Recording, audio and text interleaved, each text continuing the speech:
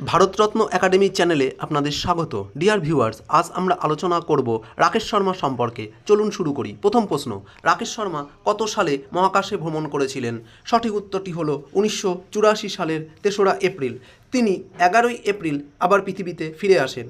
দ্বিতীয় প্রশ্ন, রাকেশ শর্মার মহাকাশ অভিযানটি কোন দুটি সংস্থার যৌথ উদ্যোগে হয়েছিল?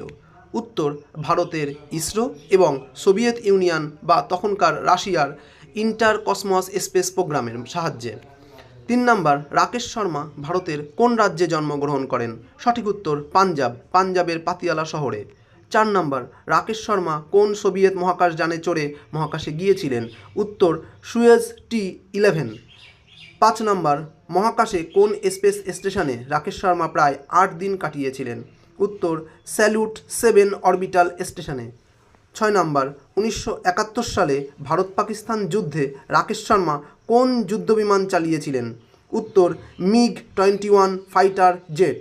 7 নাম্বার, রাকেশ শর্মার সাথে মহাকাশযানে তার সঙ্গী কে কে ছিলেন? উত্তর, ইউরি ম্যালিসেভ এবং গেনাদি স্তেকালভ। ধন্যবাদ।